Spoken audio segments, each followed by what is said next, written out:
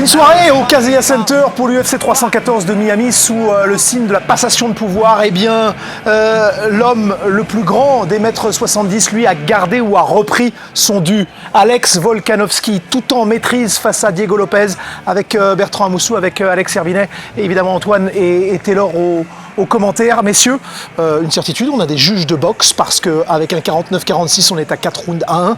Et donc ce knockdown de la fin du R2 pour Diego Lopez a sans doute été comptabilisé comme un round pour lui, à l'heure qu'on l'a vu, comme à l'accoutumée, Alex, le différentiel de striking est toujours à l'avantage de l'Australien. C'est Volkanovski, il y a une intelligence de combat, il y a des game plans ciselés, il sait maîtriser son sujet, il sait préparer ses adversaires. Il y a ce jab sauté qui a toujours été de l'argent à la banque dans tous les combats de Volkanovski et qu'il a bien réussi à faire fonctionner aujourd'hui. Mérité de reprendre cette ceinture pour The Great. À partir du troisième round, Bertrand, ça y est, il est rentré en mode décision. À part Makhachev qui l'a battu une fois à la décision, personne ne bat Volkanovski à la décision. Il est en train de marquer les points. Il est surentraîné, il a un cardio de dingue et comme le disait Alexandre, hein, il démarre avec ses jabs et on a l'impression que c'est toujours lui qui finit les coups. Donc il a un style qui est propre à lui, qui fait qu'il sécurise à chaque fois les rounds. Messieurs, il a été touché, un petit peu griffé à l'œil, Alex Volkanovski. Mais là, on vient de revoir le nez aquilin, même s'il est brésilien de Manaus, la ville d'Amazonie. Le visage de Diego Lopez est extrêmement marqué, même s'il a fait parfois jeu égal. Il allait chercher des contres. Le volume est toujours et la science pour l'Australien. Exactement, et on le disait, hein, Volkanovski c'est un combattant très complet, très intelligent, qui sait appliquer une stratégie du début à la fin, qui sait maintenir un rythme du début à la fin, il l'a prouvé sur ce combat. Je pense que, et Taylor sera d'accord avec moi, il a beaucoup misé sur le knockout power, Lopez. Il cherchait le coup dur, quitte à prendre des coups au passage, d'ailleurs il termine avec un œil complètement fermé. Maintenant on l'a vu, hein, sur les échanges dans la boîte, lorsqu'il touchait Lopez, ça faisait beaucoup de dégâts, ça faisait vaciller Volkanovski. Malgré tout, sur la longueur, Volkanovski a su gérer. Et puis on l'a vu sur le dernier round, hein, comment il a tourné, comment il a esquivé, comment il a égrené le temps. Il savait qu'il était en tête, il avait aucune intention d'aller faire la bagarre dans les dernières secondes comme pouvait le faire un Max Holloway. Et c'est comme ça qu'il a géré sa victoire et je pense que c'est une victoire méritée. Oui, très clairement. Taylor garde son souffle pour la suite des événements. La suite des événements, c'est un peu plus tôt. C'est ce cimetière des éléphants, avec un Michael Chandler 7e au classement, qui a longtemps été dans le top 5 et qui est à un bilan maintenant de 2 victoires et 5 revers. Tout simplement, Taylor, parce qu'en face, Paddy Pimblett est en train de monter en puissance. Il did the homework, il a fait le boulot et en plus, il a été impeccable en striking. Eh ben, moi, c'est ma grande surprise de ce soir. C'est-à-dire que, alors, dans notre émission La Carte, je voyais Paddy Pimblett battre Chandler. Je pensais qu'il le finirait même par soumission. Et ça n'a pas été le cas. Il a fini par TKO. Mais très clairement, j'ai été très surpris du striking et surtout des timings et de la précision du striking de Paddy Pimblett.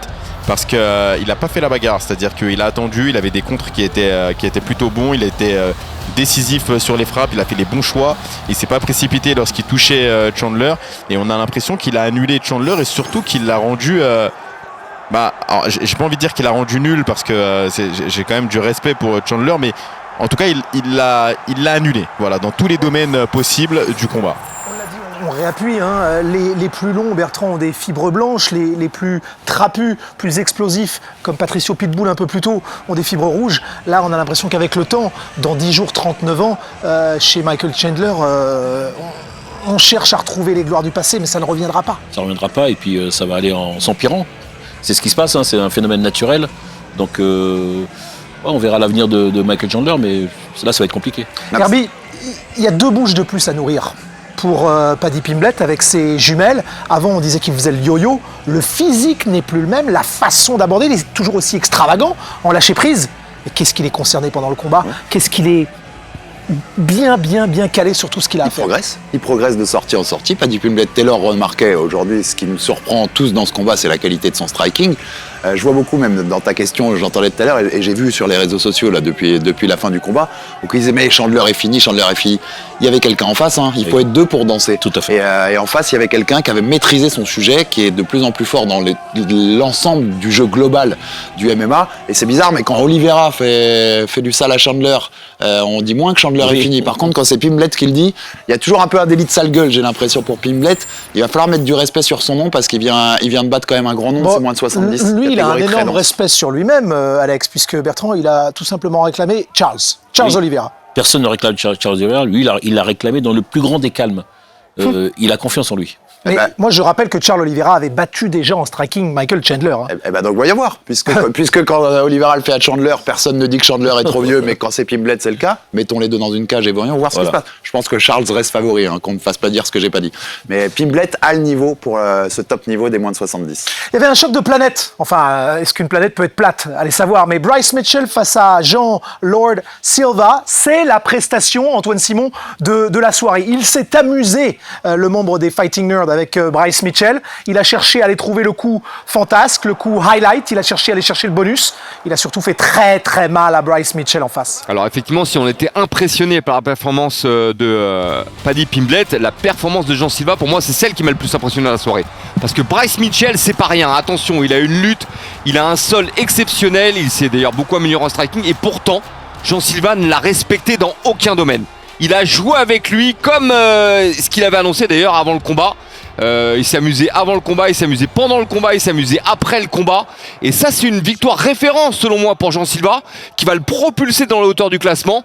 Il a non seulement une énorme puissance de frappe dans les points, mais en plus il a des techniques de soumission qui sont redoutables. On l'a vu avec ses nombreuses guillotines qu'il a tenté de placer à Mitchell durant le combat avant de le finir avec un étranglement justement. Et je pense que Jean Silva, il est prêt pour l'échelon supérieur. Je suis curieux de voir ce que ça va donner. En tout cas, il y a beaucoup de match-up très intéressants pour lui dans cette catégorie featherweight. Et je pense qu'il peut rivaliser avec les meilleurs aujourd'hui. Bertrand, une foultitude de tentatives de guillotine. C'est un ninja qui est passé. On l'a vu passer en nord-sud. On l'a vu tenter des étranglements debout.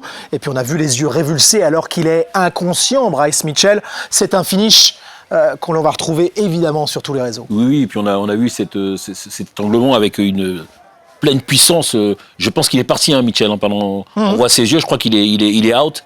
Et ouais, c'était impressionnant. Et quand on l'a réveillé, on lui a dit la terre est ronde. Et là, il a voulu se rendormir. Non mais c'était inconscient les yeux ouverts en fait. Il était inconscient les yeux ouverts vraiment. Et ouais, moi je répète ce que je disais tout à l'heure, je pense qu'on a un potentiel de superstar là. La façon dont il le fait, comme il le fait en chambrant, en jouant avec le public, en s'amusant avant, comme pendant le combat, comme après le combat, dans un combat qui était vraiment high profile. Beaucoup de gens attendaient ce combat après les sorties de Bryce Mitchell, cette rivalité qui était très forte jusqu'à la conférence de presse.